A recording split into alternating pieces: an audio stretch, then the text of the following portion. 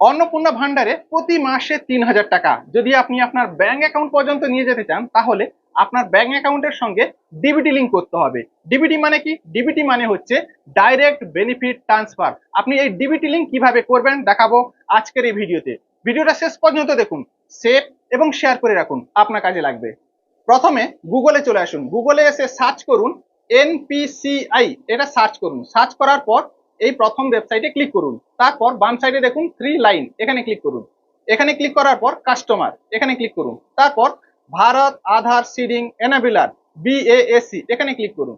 এখানে ক্লিক করার পর আপনাকে যেটা করতে হবে, প্রথম অপশনটা দেখুন আধার সিডিং ডিসিডিং, এখানে ক্লিক করুন। এখানে ক্লিক করার পর এখানে আপনাকে আধার নাম্বারটা এন্টার করতে হবে। সামনে পুরো প্রসেসে যাওয়ার আগে আপনাকে বলে দিই, আপনাকে কিন্তু এই কাজটা করতে হবে। উপরে টাইমিং দেখতে পাচ্ছেন, আপনাকে এই কাজটা করতে হবে 7 মিনিটের ভিতরে, ঠিক আছে? 7.40 দেখাচ্ছে।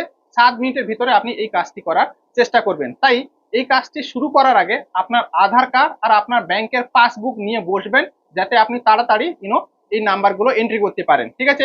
এবার যেটা করতে হবে, এন্টার ইওর আধার, এখানে আপনি আপনার আধার নাম্বারটা লিখবেন, ঠিক আছে? এবার আধার নাম্বার লেখার পর রিকোয়েস্ট ফর আধার, আপনি সিডিং করছেন, আপনি এটা লিঙ্ক করছেন, ডিবিটি লিঙ্ক করছেন, ঠিক আছে? এই জন্য আপনাকে প্রথম অপশনটা সিলেক্ট করতে হবে সিডিং, ঠিক আছে? এবার নিচের দিকে আসুন।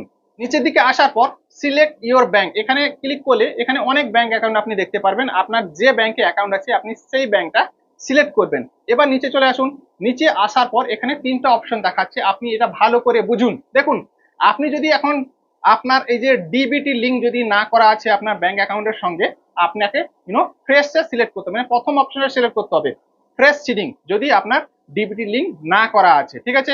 এবার দ্বিতীয় অপশনটা কি বলছে দেখুন, এখানে বলছে movement same bank with another account. আপনার একটা সেম ব্যাংকে দুটো অ্যাকাউন্ট আছে, একটা ব্যাংকে আপনার ডিবিটি লিঙ্ক করা আছে, আপনি ওই অ্যাকাউন্টে চান না, আপনি আর একটা ব্যাংকে ডিবিটি লিঙ্ক করতে চান, তাহলে কিন্তু আপনাকে এটা সিলেক্ট করতে হবে। 3 নম্বর কি আছে, movement from one bank to another bank, মানে আপনি যে ব্যাংকে এখন আপনার অ্যাকাউন্টটা আছে আপনি ওই অ্যাকাউন্টের সঙ্গে ডিবিটি লিঙ্ক করতে চান না, আপনি আলাদা কোনো ব্যাংক অ্যাকাউন্টের সঙ্গে ডিবিটি লিঙ্ক করতে চান, তাহলে কিন্তু আপনাকে 3 নম্বরটা সিলেক্ট করতে হবে। আশা করি এই 3টা যে অপশন আছে আপনি ভালো করে বুঝতে পারলেন যে কোনটা আপনাকে সিলেক্ট করতে হবে, ঠিক আছে?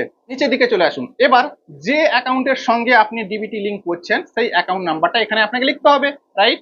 এবার এখানে লেখার পর কনফার্ম অ্যাকাউন্ট নাম্বার, সেই অ্যাকাউন্ট নাম্বারটা আরেকবার লিখবেন, ঠিক আছে? এবার আরেকবার লেখার পর এখানে চেক বক্স আছে, এখানে ক্লিক করতে হবে। চেক বক্সে ক্লিক করার পর যেটা আপনাকে করতে হবে সেটা হচ্ছে, নিচে দেখুন লেখা আছে ক্যাপচার, মানে যে জিনিসটা উপরে লেখা আছে, যে সংখ্যাগুলো উপরে লেখা আছে সেই সংখ্যাগুলো আপনাকে লিখতে হবে, লিখে আপনাকে সাবমিট করে দিতে হবে। সাবমিট করার পর কিছু সময়ের পর আপনার মোবাইলে একটা এসএমএস আসবে যে আপনার ডিবিটি লিঙ্কটা সাকসেসফুল হয়েছে কি হয়নি। তো এইভাবে আপনি আপনার ব্যাংক অ্যাকাউন্টের সঙ্গে ডিবিটি লিঙ্ক করিয়ে নেবেন এবং প্রতি মাসে টাকা ব্যাংক অ্যাকাউন্টে নিয়ে যাবেন। আপনি জানতে পারলেন, রিলটি শেয়ার করে অন্যদেরকেও জানাবেন।